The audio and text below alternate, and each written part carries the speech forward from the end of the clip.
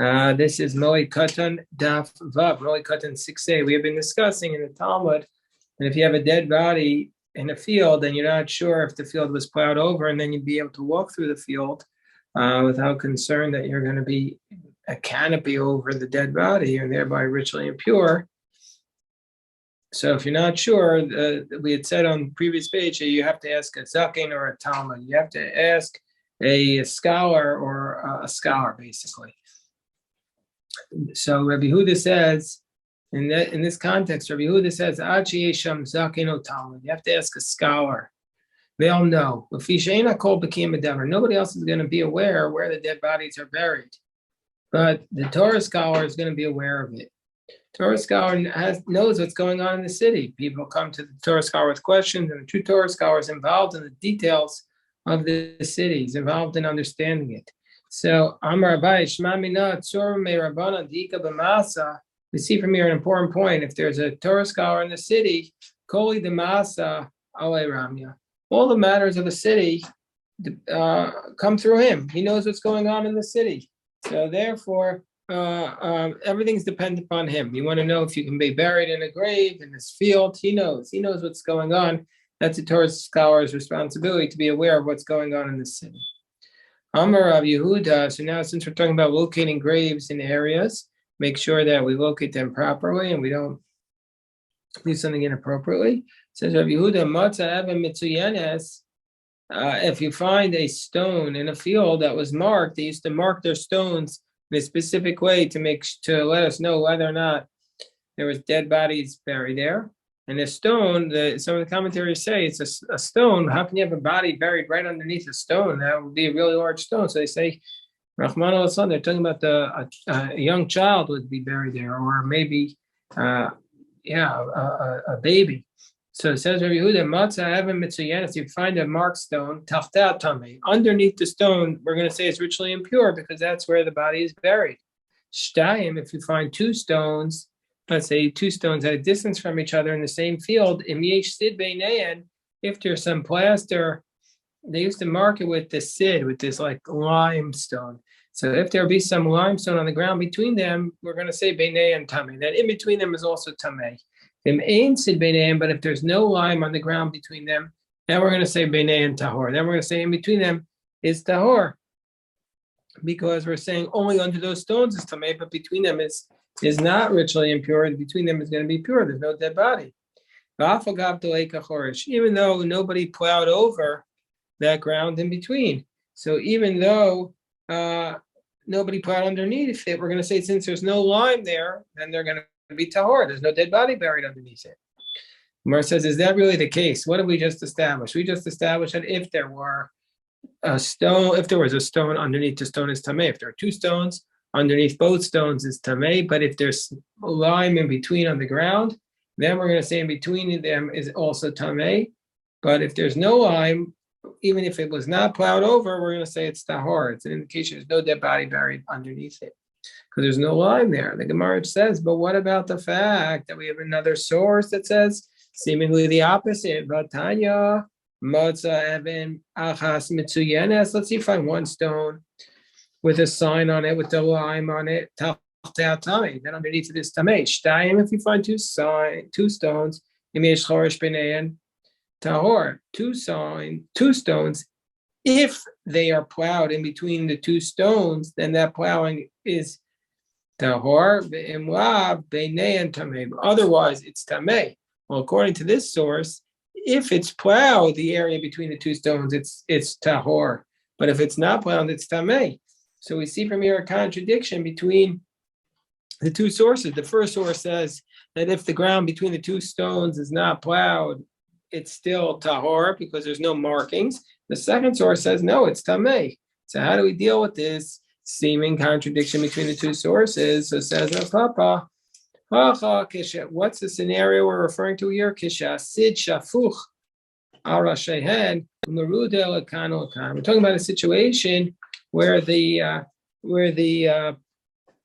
plaster, where the lime is spilled basically onto the heads of the two stones, and it's basically going in both directions. Now, and if there would be the ground plowed between them, we would say Beinei and Tahor. We would say that in between them is Tahor. The Amar Machmas Sorshu, because we're going to say the reason why the stuff is why the lime started to spread out was because it was being plowed over. The Iklaf, and therefore it was peeled off the stone and went onto the ground. The low, and if the ground is not plowed, then we're going to say Sid de Beni Bene Hubitame. We're going to say it's the line. I was marking the area between the two places to say that there's a dead body there, and therefore it's tamei. So that's how he explains the contradiction. The source, it says that if it's plowed, it's tahor. It's talking about a case where the lime had started to drip off the stone, and where if it's not plowed, it's tamei because that's an indication it was marked. So it's talking about two totally different scenarios than what we had initially assumed. Amar Rabbi Yassi, scenario Rabbi Yassi taught, Meitzer Echad Mitsuyan. Let's say you have a field, and one of the borders of the field is marked with a stone which has a limestone on it. We're going to say Tamei, that underneath that stone is Tamei, V'choa Asada Kua Torah, and the rest of the field is not going to be Tamei. The stone that's marked has a dead body underneath it. So then we say Shnayim. Let's say we have two stones. Then we say Haim Tamei, and if we have two stones, we're going to say that those two stones are Tamei. The Koas of the Kuatar, and the rest of the field is Tahora. Shlosha, let's say we have three stones. We're going to say underneath those three stones are Tamei, Haim Tamei, and the Koas of the Kua Tahora. The rest of the field is Tahora, because again, only underneath the stones is it Tamei. Arba'ah, but let's say you have four stones, one on each of the borders of the field. So you have four borders to a field. And you have four stones on each of those borders, which is marked. Then we're going to say, Arba, they are tahor, and the whole field is tamei. Why? We're going to say that the stones are the boundaries for the field. Because we have a principle that we don't make the marker unnecessarily far away from the grave. So because we don't want to take away land from the land of Israel. So therefore so we are going to say that it refers to the four areas in between. Do you have a question, Harold? Mm-hmm. So that's what they're going to say. And so therefore the only reason why he marked his four borders was because they didn't know what the field was. And so therefore he wouldn't have done it if it wasn't the dead bodies there. So now we say, we had said in our Mishnah, the next topic in our Mishnah was that on Chol Moed they would go out to uproot the kolayim. The kolayim, we know that the Torah has 5 types of forbidden mixtures, which we call tekolayim. We know there's wool and linen. You're not allowed to wear wool and linen garments together, and also you're not allowed to plow a field with 2 different types of animals. That's also kolayim. We also know that you're not allowed to grow together 2 different grains in the same field. And also there's also called karam. In a vineyard, you have to be careful also. You can't do grain in a vineyard. We don't know the reason for the kolayim. We don't know the reason why kolayim are prohibited. Torah doesn't give us a reason. It's called a chok. It's a law without explanation. Although you could imagine for the one that would have a reason is that you're not allowed to grow in your fields 2 different types of grain. Well, then you could be tricking somebody. A person thinks they're buying wheat, and you could be putting in the bad grain, the lesser expensive grain, and then you mix it all in together, and you could be tricking the purchaser. A way of watering down the product that you're selling. So anyway, we say they would go out. The court would send out messengers on Chol Moed to look for koyim. They would go out on Chol Moed. Gemara says this is really the case. We have a contradictory Mishnah. Where's the contradictory Mishnah? Vera minhu. We have a contradictory Mishnah. What does the Mishnah say? The Mishnah tells us that on the first of Adar we would go out to collect the shkolim. Why would we go out to collect the shkolim? Because the shkolim, the half shekel that every Jew is supposed to give, is what's going to be necessary to. I don't know. We have an extra Talmud. So on the first of Adar, we go out on the Shkolim. Why do we go out on the Shkolim? To let the world know that they have to give the half shekel to pay for the sacrifice. So, meaning to say the half shkolim were collected for the korban tzibor, for the collection of the communal offerings on the first of Nisan. They started paying from the new communal offerings. And it says also on the first of Adar, they would go out for kolayim. The first of Adar, they would go out to tell everybody about kolayim, meaning to say to uproot the kolayim from your field. On the 15th of Adar, Koranas and Megillah b'kracham. They would read the Megillah in the cities. What Megillah would they read on the 15th? Those were the walled cities from the time of Joshua. And they would also go on the 15th of Adar and clean up the roads. There would be thorns on the roads. The drachim are usually the inner city highways. The streets of your town, they would fix. Mamuda mikvos, they would go, because this is the end of the rainy season, so they would go out to measure the mikvos, make sure that they got enough water in it. And they would do everything the community needed. And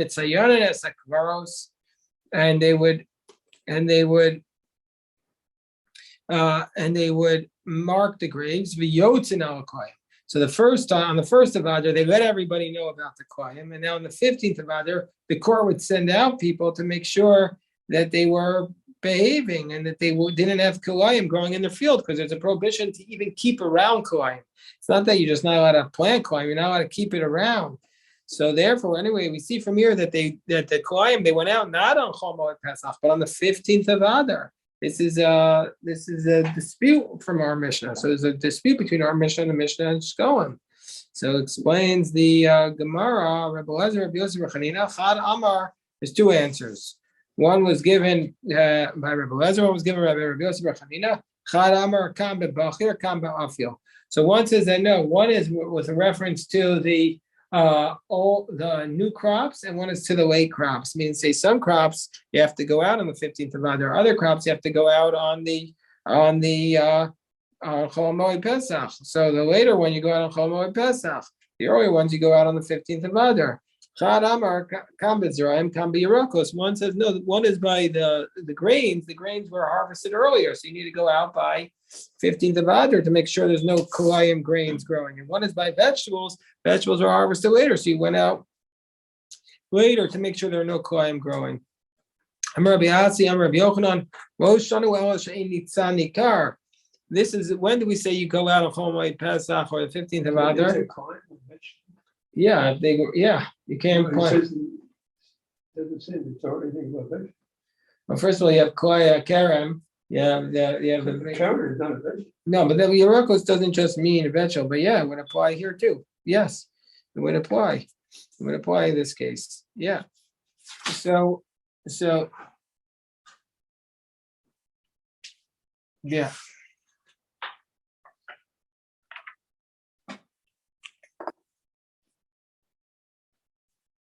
Yeah. Okay. Yeah. So Yerago is also, it also refers to fruits as well. But anyway, so we see from here, whenever they have not started to bud, but when they start to bud, you go out for them as well. You don't wait till Chol Moed Pesach, or you don't wait till the 15th of Adar once they start to bud.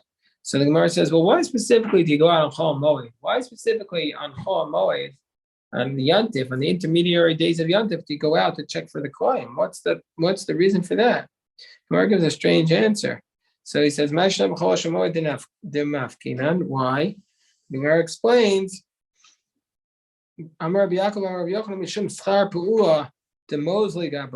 so the reason is because the wages that you have to pay the worker, you can hire them for cheaper because there's no other work to do on Chol Moed. Because the rabbis say you're not allowed to work on the Torah, and the rabbis say you're not allowed to work on Chol Moed. So you have all this surplus of labor. What are you going to do with this surplus of labor? So you get it cheap. And so since you can get them cheaper, therefore the Beis Hamikdash hires them out to go out and uproot the kolayim.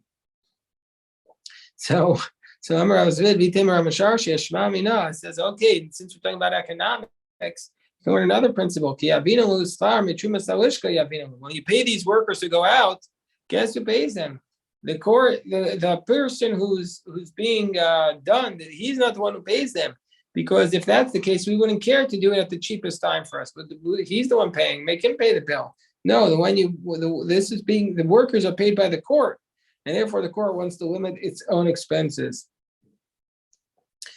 So, vad kama, and what's the amount of kolayim that if it grows together in the field is a problem? So Amar Shmuel Bar Yitzchak ka'osa she'shaninu kol sal sheyesh ba rova kol seya sheyesh ba rova. If you have a say amount of one produce growing there, and then you have a rova of another produce, that's going to be a problem of kolayim, and you have to root it out. What's a rova? Rova is, we're on top of 6b. Rova is a kav. It's a kav, which is 1/24 of a seya. So if you have a rova, 1/24 of a seya, then rova is a revius kav, which we call lug.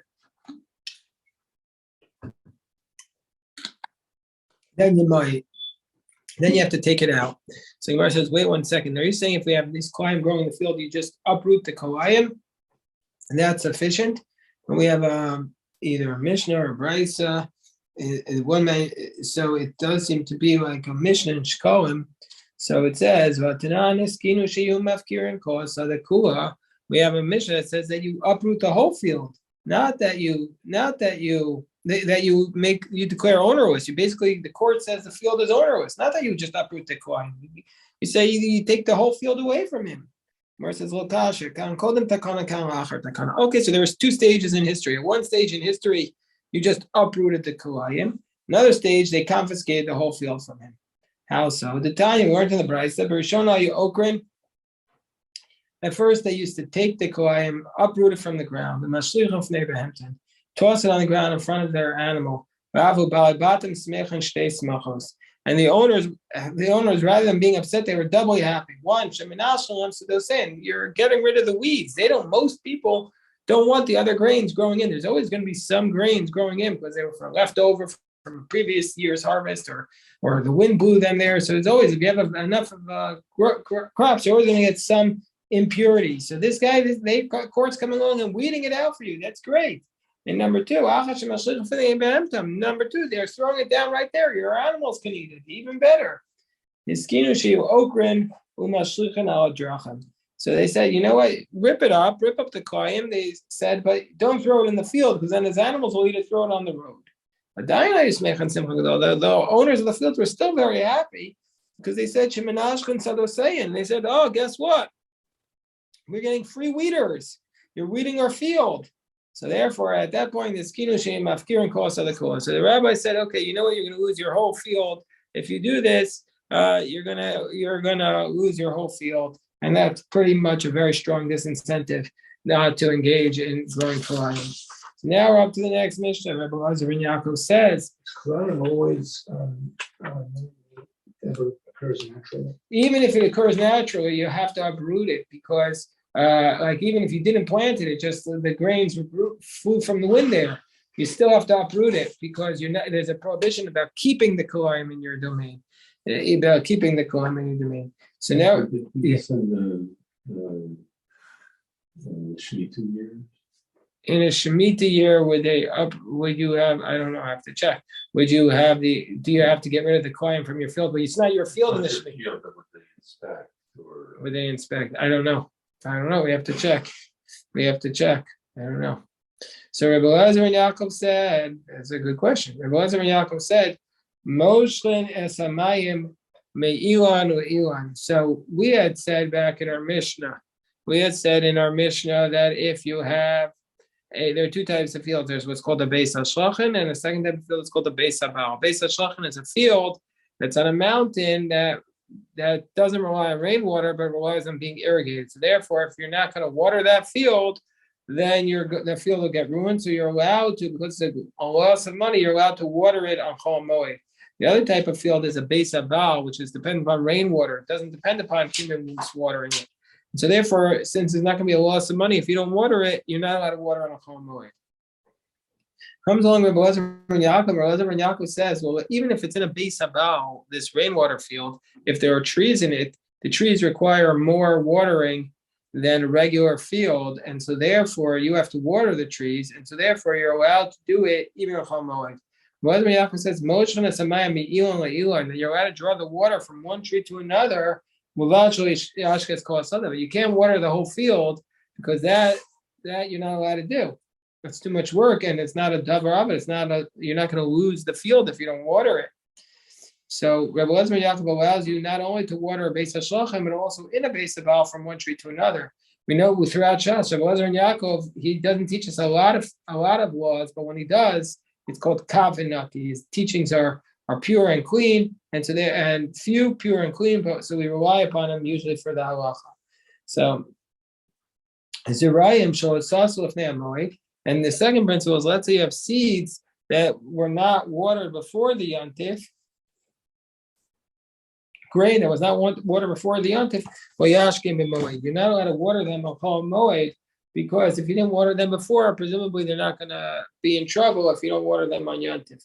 Whereas Chachamim Matir B'zeh, the sages allow you to both water the whole field, not just the trees, and also they allow you to water the grains even if they weren't watered before Yontif. Who are these Chachamim? Rashi tells us, Chachamim are Rabbi Meir, we learned them Beis and Aleph. He disagreed with the Mishnah when the Mishnah said that you're only allowed to work the field if it's going to be a loss of the principal davar of it. Rabbi Meir says no, even if you're going to lose potential profit, that you're also allowed to work the field. So he's going to allow you to work a base habal. He's going to allow you to work a base habal field.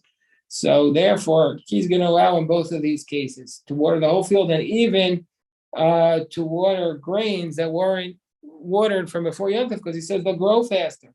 So Amar Rav Yehuda says the Gemara, if it was a field that was moist and now dried up, mutar, you're allowed to water it, because that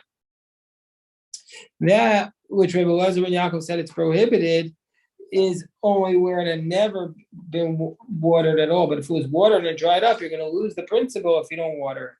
And when they say you're not allowed to water your field in Chol Moed, they only said this about seeds that didn't get water before Yontif.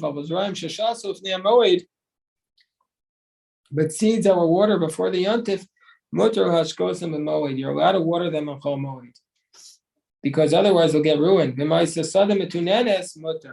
And if it is a field that was moist and now dried up, it's allowed. All that was what we just said. That's the position of Rebbe Elazar and Yaakov, and says the can stay grid b'moed. You're not allowed to water a completely dried up field according to Rabbi Yehuda on Chol Moed, according to Rebbe Elazar and Yaakov on Chol Moed. Why? Because since it's completely dry, if you don't water it, big deal, nothing's going to happen to it. You're not going to have a loss of principle. The Chachamim Matir B'zeh, the Chachamim, i.e. Rabbi Meir, they allow you. Why do they allow you? Because it's going to grow better. So you're going to lose profit if you don't water it. So it says Ravina Shmamina Hai Tarbitza Shari Tarbutza B'chol the Moed. So he says. So Ravina says we see from here, according to the rabbis, Tarbitza, Rashi tells us, like a sprinkling, not a full heavy water, but sprinkling it. You're allowed to sprinkle the field with water on Chol Moed because it'll make it grow better. State profit has to be loss of principle. No, there's a dispute. According to Rebbe Elazar and Yaakov and the Mishnah and Beis and Aleph, it has to be a loss of davar of it. You're going to have to lose principle or some lose your money. But Rabbi Meir allows it even if you're going to lose profit. That's a dispute. That's why he allows it. According to Rabbi Meir, you're allowed to sprinkle the field because it makes it grow better. Stay grid my time. And what's the reason the dried up field you're not allowed to water? The afla mashvile charfa, because if it's a crop that typically blossoms later, you're going to make it grow quicker. Achinami afla mashvile charfa. Here too, if it's by sprinkling it, you're going to make it grow quicker. Tana Rabbi the Rabbi Samar beats and stay love on b'shviyas. You're allowed to sprinkle. You're allowed to water your field on the sabbatical year. You're allowed to, even though you're not allowed to work the field, you can water it. So you can water this field on the sabbatical year, this grain field of a roba moed, but not a chol moed. Gemara says, but what are you talking about? But we have another source. Tanya, we learned in the Braisim, Arbitzim, Bein B'moed, Bein B'shvius, where you're allowed to sprinkle the field both on chol moed and on the sabbatical year. So why do you say you're not allowed to sprinkle it on a chol moed? So Amrafuna, Okashia, Harab Lezer Ben Yaakov, Harabban. So he says, no, this is a dispute. The one who says you're not allowed to sprinkle the field on chol moed, that's Rabbi Lezer Ben Yaakov. But the one who says you are allowed to is the Rabbanan, who say a loss of profit is permitted to work. So that's the Rabbanan. Tanya Yidach, we have another brayz which states, Marbitin stay lavon erev shvius.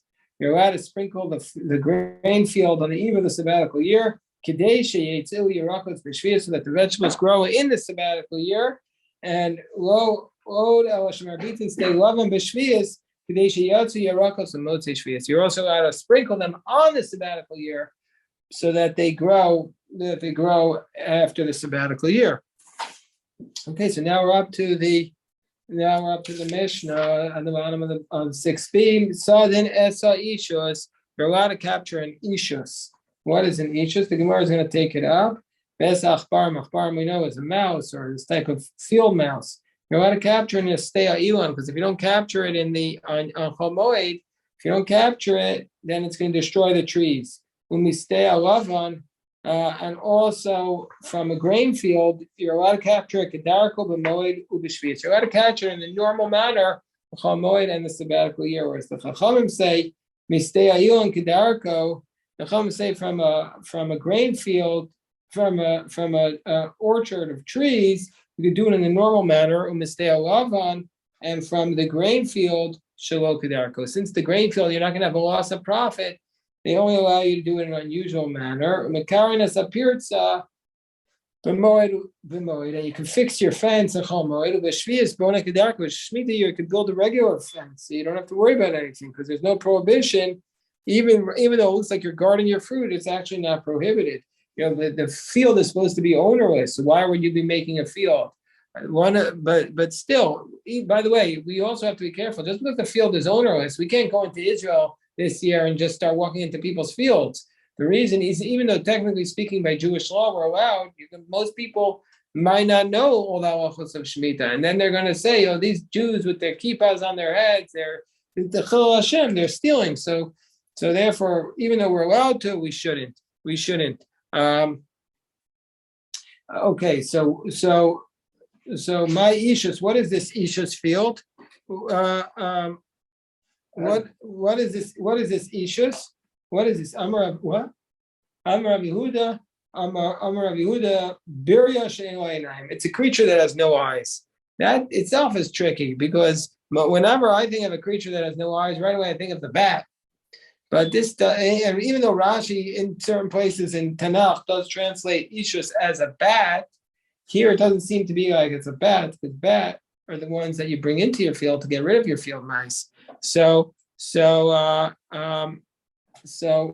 therefore, it seems that it's this creature that has no eyes. Some say it's like a type of rodent in the field that has no eyes. That's what Tosfos says, like a weasel. What's the verse? It's just like the Quran translates it as a mole, which has no eyes and lives in Eretz Yisrael, and it digs up fields. Yeah, that's what Tosfos. They're getting that from Tosfos. Kamot Shavuot Temes Yaloch Nefel Eshes Bal Chazu Shamesh. So just like a snail, when it walks on the ground, if it leaves its snail, it's going to die. So too, an Eshes, when it sees the sun, since it doesn't typically see the sun, if it would see the sun, it would immediately die. So Tan Rabbanon Sadin Esa Ishus Ves Achbar Mistei Lavan Umistei Ilan. It says you're allowed to capture a Ishus and an Achbar. An Achbar is a mouse, so that would, by the way, cut against it being a mole, because it would be included by an Achbar usually.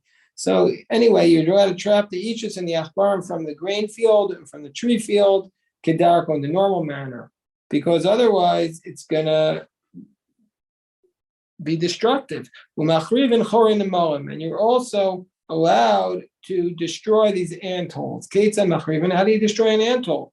Rashbag says, what do you do? Maybe Rashbag says maybe afar mechor zev and nosem atachor zev and chopin zetzeh. You bring earth from a different ant hole and you pour it in, and then the ants don't recognize the earth and they start choking each other. They panic. That's where the earth is from the other side of the river. The lake of Gishro, the lake of Gamo, the lake of Mata. There is no bridges connecting the two. And at Kamad Paris, if it's a parsa distance away, then the ants will get ruined. Otherwise, they'll recognize the earth and they won't get ruined.